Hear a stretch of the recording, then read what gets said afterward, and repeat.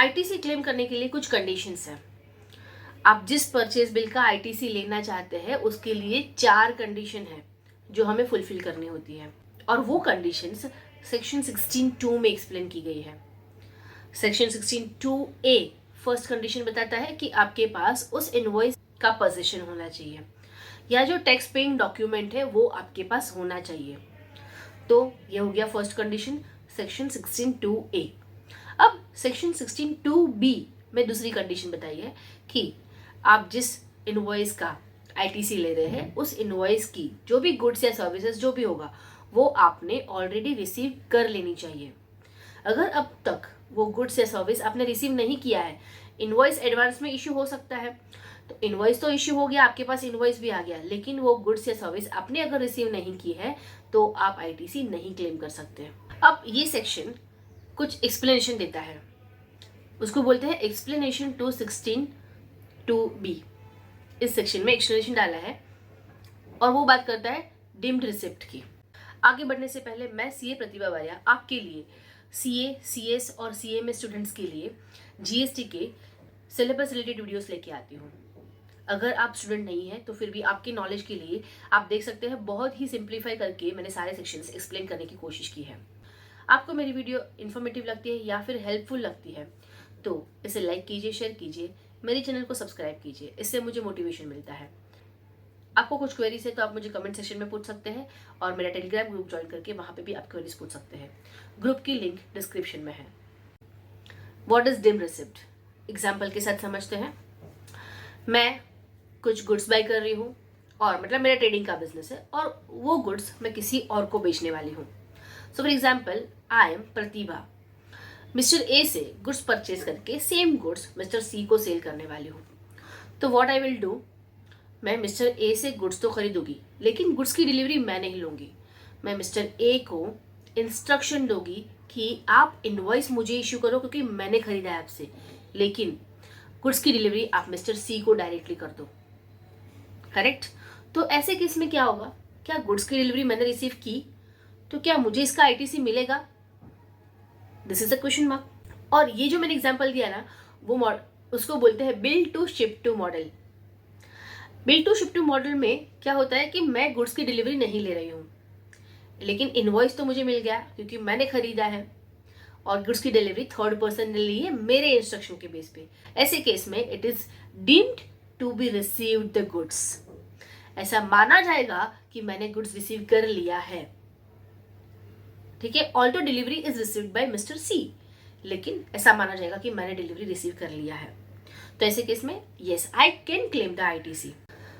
फिर of course मैं भी मिस्टर सी को बिल इश्यू करूंगी क्योंकि मैंने उसको गुड्स बेचा है, तो वो तो ठीक है, अलग क्वेश्चन है, लेकिन it is about deemed receipt.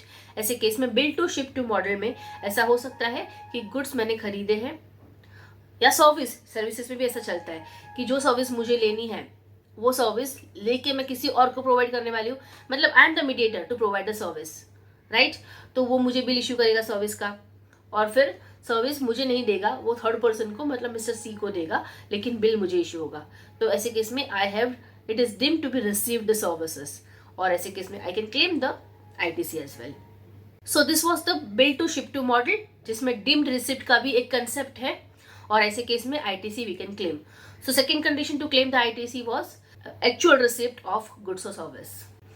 Third condition to take the ITC, section 16(2)(c) में सप्लायर ने टैक्स पे किया होना चाहिए।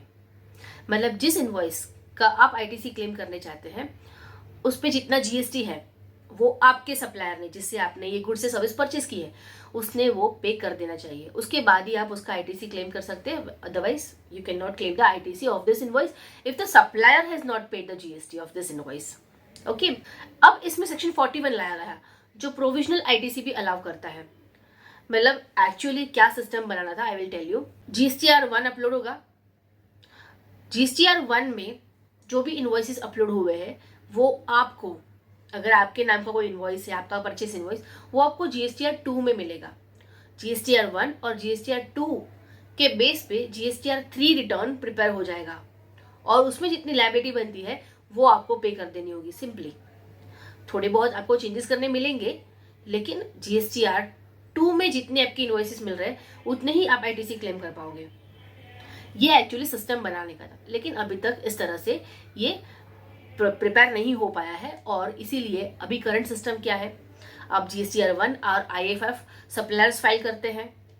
GSTR 2A में आपको ये सारे इनवॉइसेस दिखते हैं जो आपके नाम के हैं, आपके सप्लायर ने अपलोड किए हुए हैं। और GSTR 2B में आप कितना ITC क्लेम कर पाओगे उसका एक स्टेटमेंट बन जाता है, और वो 2B वाला ही आपको ITC GSTR 3B में मिलता है, और आप उसको भी चेंज कर सकते हैं। प्रोविजनल ITC तो आपको अलाउ है, सेल्फ असेसमेंट बेसिस पे आप ITC का अमाउंट उसमें चेंज कर सकते हैं, और उसके बाद नेट लायबिलिटी जितनी बनती है वो आप पे करते हैं। That is the current system. So the actual purpose of this system was, आप जितना ITC क्लेम कर रहे हैं वो आपके सप्लायर ने जो टैक्स पे किया है उसके साथ मैच होना चाहिए। तो that is called matching concept. तो मैचिंग कंसेप्ट लाना था, लेकिन वो अभी तक पॉसिबल नहीं हुआ है। धीरे धीरे ये सारी चीजें भी ऑपरेशनलाइज्ड हो जाएगी। अगर आपने प्रीवियस वीडियो देखा होगा सेक्शन 16(2)(a) का फर्स्ट कंडीशन का, उसमें मैंने अपनी GST रिटर्न फाइलिंग सिस्टम पूरी एक्सप्लेन की है। आप देखना चाहे तो उसकी लिंक डिस्क्रिप्शन में मिल जाएगी आप। अब लेकिन यहाँ पे सबसे बड़ा क्वेश्चन ये है कि ये पता कैसे चलेगा कि मेरा इनवॉइस जो उसने अपलोड किया है GSTR 1 में, उसका टैक्स उसने एक्चुअली पे किया है। GSTR 1 तो एक स्टेटमेंट है, उसमें कोई लायबिलिटी पे तो नहीं होती है। GSTR 1 is only the statement जिसमें we are going to show our supplies, our sales, correct. उसमें कोई लायबिलिटी पे नहीं होती है। तो ऐसा अब तक कोई मैकेनिज्म है ही नहीं जिससे हम वेरीफाई कर सकते हैं कि जिसका हम ITC ले रहे हैं उसका GST एक्चुअली सप्लायर ने पे किया है। Okay, so this was the condition where supplier has already paid the GST। अब GST कैसे पे किया, इधर इन कैश और बाय क्लेमिंग द ITC, क्योंकि उसके पास भी तो परचेसेस इनवॉइस हो गए, तो वो भी तो ITC क्लेम करेगा। नॉर्मली कैसे होता है, output liability minus input tax, correct, और जो डिफरेंस रहेगा वो पे करेगा। तो उसने पेमेंट हो सकता है कि कैश में पूरा किया हो जितना भी उसका आउट लायबिलिटी बनता है, या फिर अगर उसके पास कुछ ITC होगा तो वो ITC माइनस करने के बाद उसने पेमेंट किया होगा। लेकिन बात यह है कि उसने एक्चुअल टैक्स पे किया होना चाहिए, और उसने टैक्स पे किया है कि नहीं उसका प्रूफ क्या है। उसने 3B रिटर्न फाइल किया होगा तो डेफिनेटली उसने पेमेंट किया है, इधर थ्रू कैश और by taking ITC। Okay, fourth condition section 16(2)(d। Fourth condition बताया कि आपको अगर ITC क्लेम करना है तो आपको रिटर्न फाइल करना है। अगर आपने रिटर्न फाइल नहीं किया होगा तो ITC नहीं मिलेगा। To claim the ITC you have to file the return.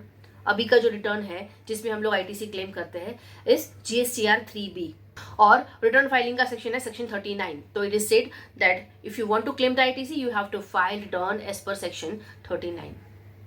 सो ये थी 4 conditions as per section 16(2) to avail the ITC। The first condition एक बार रिवाइज कर लेते हैं। The first condition was possessing the tax paying document, मतलब इनवॉइस, डेबिट नोट या जो भी डॉक्यूमेंट आपके पास टैक्स पेइंग का वो होना चाहिए। सेकेंड, आपने गुड्स और सर्विसेज रिसीव कर लेनी चाहिए। डिम्ड रिसिप्ट का इसमें कंसेप्ट देखा, मतलब bill to ship to model, right.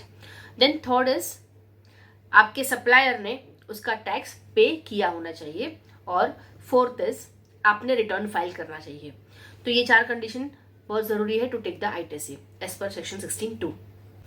लेकिन जब आप गुड्स या सर्विसेज इंस्टॉलमेंट में रिसीव करते हैं या लॉट्स में रिसीव करते हैं, पॉसिबल है, करेक्ट, जैसे कि इंटीरियर डेकोरेशन या फिर कंस्ट्रक्शन, आप क्या एक ही साथ में वो सर्विस रिसीव कर सकते हैं? बिल्कुल नहीं, उस प्रोसेस को टाइम लगता है।